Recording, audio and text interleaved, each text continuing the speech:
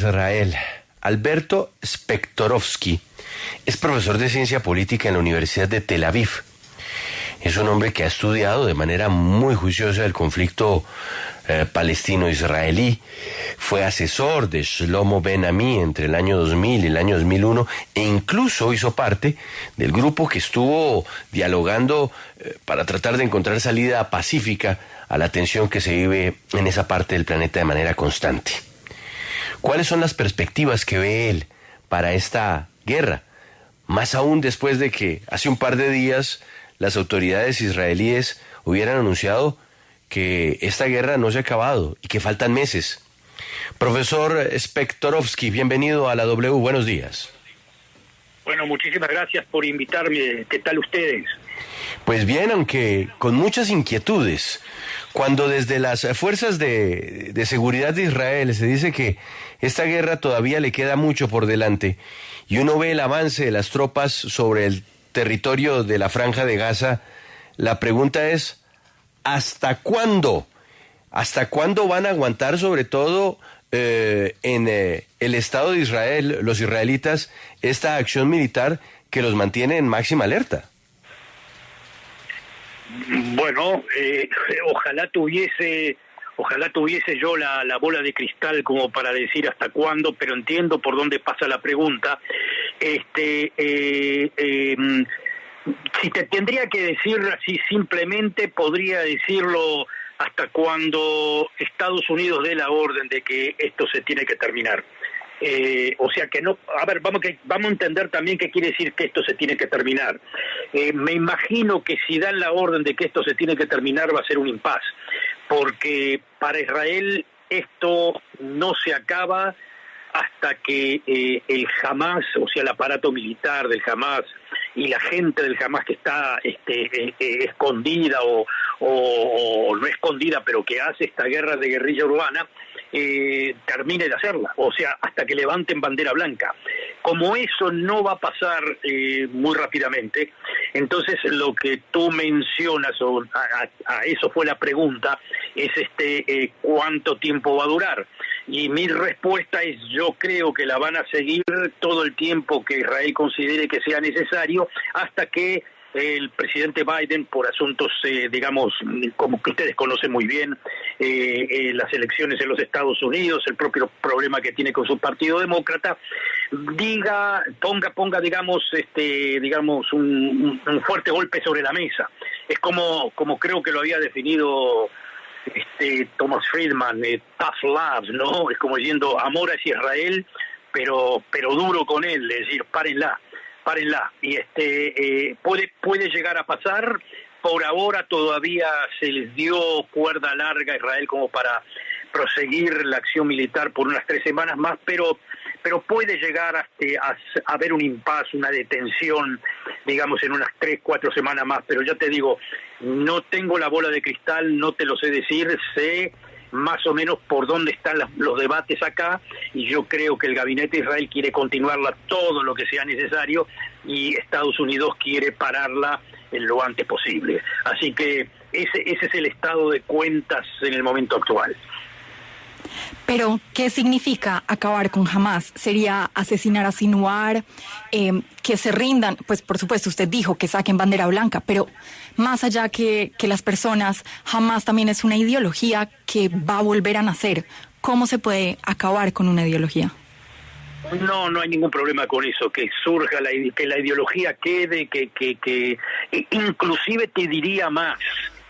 Creo que todo lo que se habla sobre el momento posguerra, qué es lo que va a pasar en Gaza después de la guerra, yo creo personalmente, mi opinión es de que una suerte de Hamas va a quedar anexada, digamos, a la autoridad palestina, es decir, va a tener que conformarse una suerte de coalición entre autoridad palestina y también parte del Hamas para como que se dice, para administrar lo que sería la época de posguerra. Pero a lo que tú te refieres, digamos, el aparato militar actual de Hamas, eso, ponele el nombre que quieras, bandera blanca, muertos, no importa, eso se tiene que terminar. Es decir, yo no creo personalmente, viéndolo, tratando de ser lo más objetivo posible, leyéndolo desde acá, no veo ninguna persona dentro del mapa político israelí, ni siquiera de izquierda, que esté dispuesto a que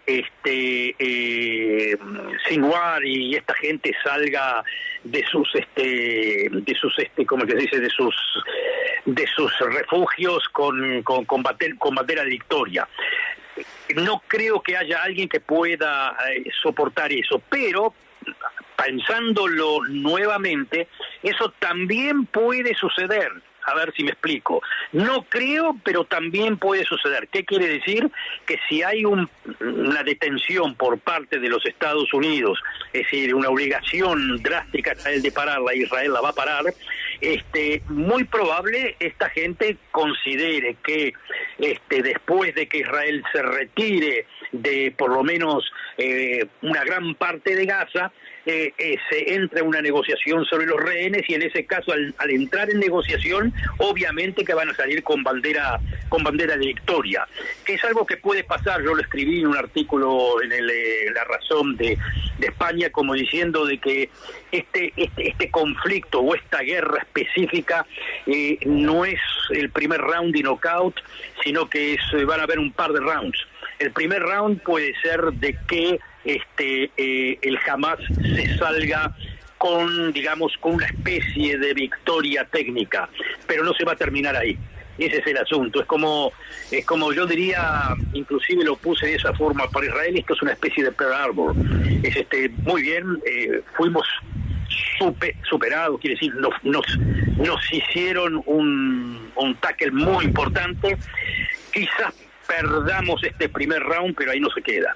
Eso es lo que me parece. O sea, los timings, los tiempos de cuando se va a volver a ver una confrontación en el caso de que esto se pare, está ahí, está a la vista. Profesor Spektorovsky. Sí. Perdón, me gustaría pedirle que nos explique cómo analiza usted la reacción del mundo árabe a lo que está sucediendo, considerando, por ejemplo, que ninguno de los países que tiene acuerdos de paz o de cooperación con Israel los ha anulado, ni siquiera suspendido, y que muchos de ellos tienen una relación bastante compleja con la organización Hamas. Hoy, por supuesto. Te lo diría que no solamente los países árabes, pero básicamente lo que es importante son los países árabes y fundamentalmente Arabia Saudita y los países del Golfo. Están como desesperados para que Israel liquide al Hamas.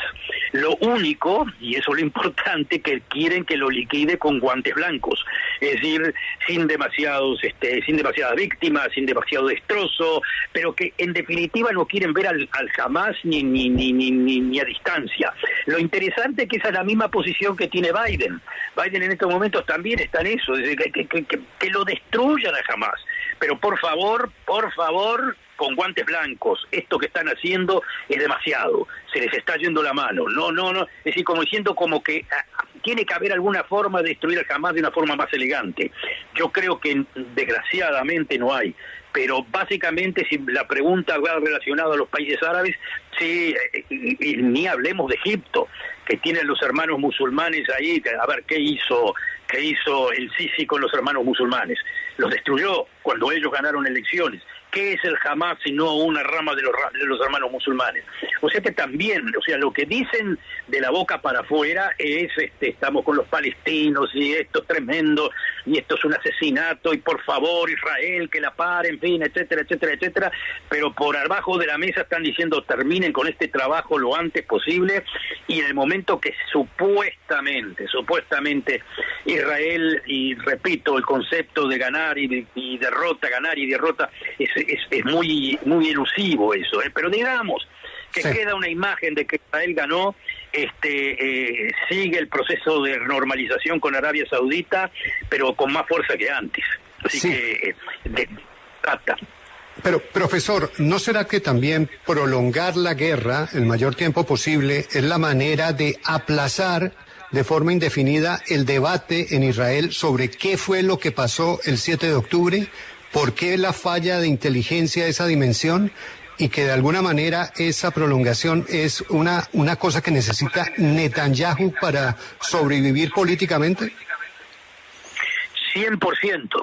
Tiene razón, eso es aparte, es aparte, pero 100%. Es decir, no creo que se prolongue la guerra solo por eso, pero que a Netanyahu le viene bien que se prolongue y que no entremos al debate de qué fue lo que pasó, sin ningún lugar a duda. Aparte que obviamente el momento que termine la guerra, con el resultado que sea, pero digamos que sea, vamos a suponer hipotéticamente que es un resultado de victoria para Israel. No es victoria nada, porque lo que pasó el 7 de octubre, más que responsabilidad, bueno, claro, lo hizo el Hamas, pero digamos, la catástrofe fue que lo dejamos hacer, es decir, ¿qué es lo que nos pasó? Es decir, fundamentalmente, mucho más que el aparato político, va a ser el aparato militar el que va a pagar las cuentas sucias de este golpe. Es decir, porque esto fue, digamos, no importa, vamos a ponerlo así, no importa el gobierno que tengas, un gobierno inteligente, un gobierno de tontos, un gobierno de derecha, un gobierno de izquierda.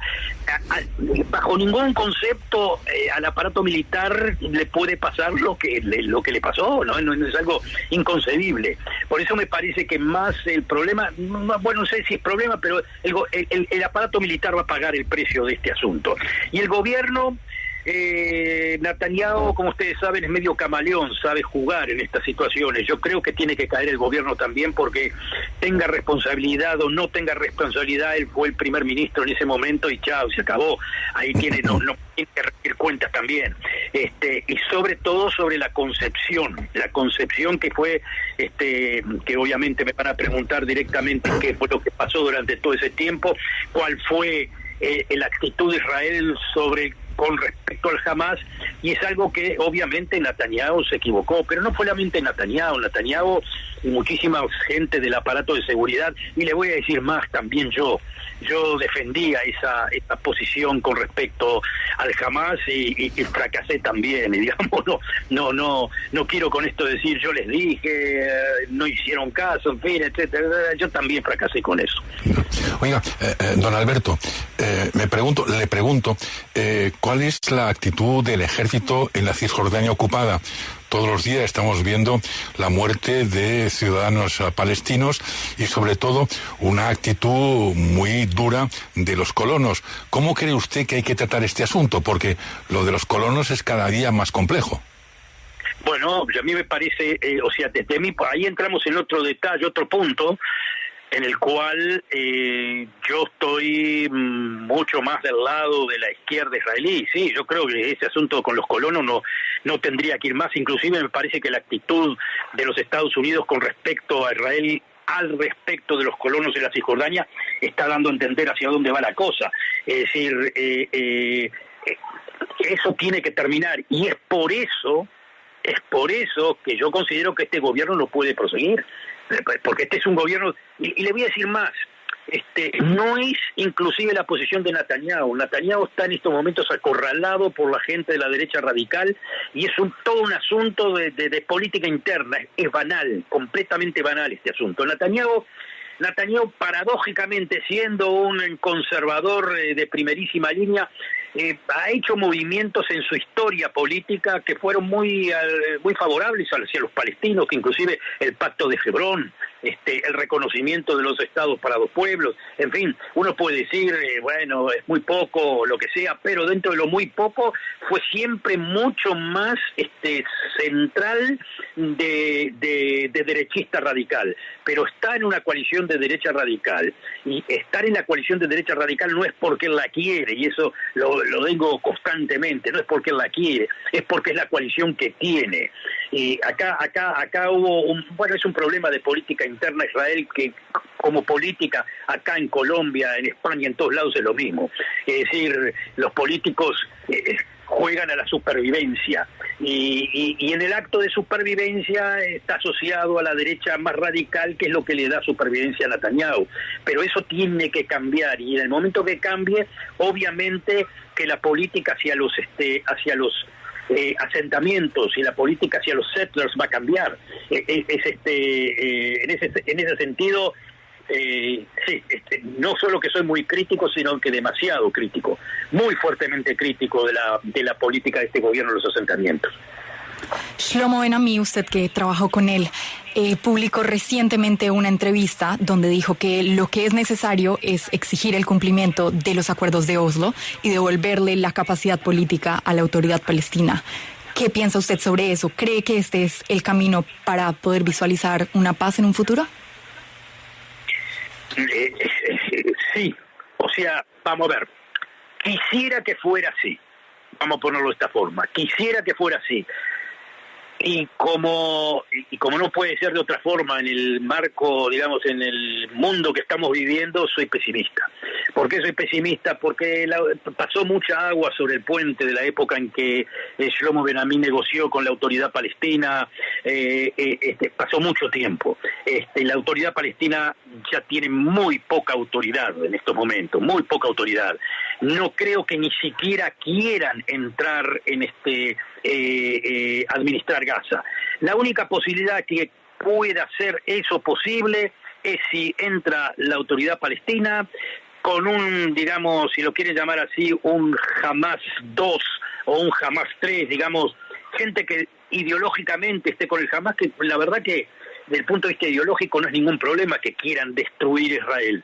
A mí lo que me importa de que quieran destruir Israel es que tengan las armas para hacerla. Mientras no tengan armas, capacidades para hacerla, a mí no me importa. O sea, que pueden ser enemigos, no hay problema, pero no puede ser una administración de Gaza armada. Ese es el asunto. Y obviamente que sería la autoridad palestina recuperada, que eso es lo que quiere Estados Unidos constantemente, lo dice Shlomo Ben-Ami, lo dicen los Estados Unidos, es clarísimo, es decir, hay que devolverle a la autoridad palestina capacidades. Para devolverle capacidades tiene que llegar a un acuerdo, obviamente, con el Hamas, no me cabe duda, o con lo que quede del Hamas, que para mí es más importante, lo que quede y no lo que es. Y obviamente en ese caso, si digamos de que hay una administración de ese carácter en Gaza, y se mete también Arabia Saudita, Qatar, en fin, todos los países árabes en conjunto, si lo quieren, para recuperar Gaza, yo lo aplaudo, sería lo mejor que pueda pasar, porque Gaza, en realidad, eso era lo que tenía que haber pasado con Gaza hace años. Gaza en estos momentos tendría que haber sido Singapur, así de sencillo. Y si lo transforman en Singapur, mejor. Eso lo aplaude no solamente la izquierda israelí, lo aplaude hasta la derecha israelí. Pues profesor Spektorovsky, muchas gracias por estar con nosotros en la W y darnos esta perspectiva sobre lo que viene para ese conflicto que mantiene al mundo en vilo. Un feliz fin de año para usted y sobre todo un feliz 2024.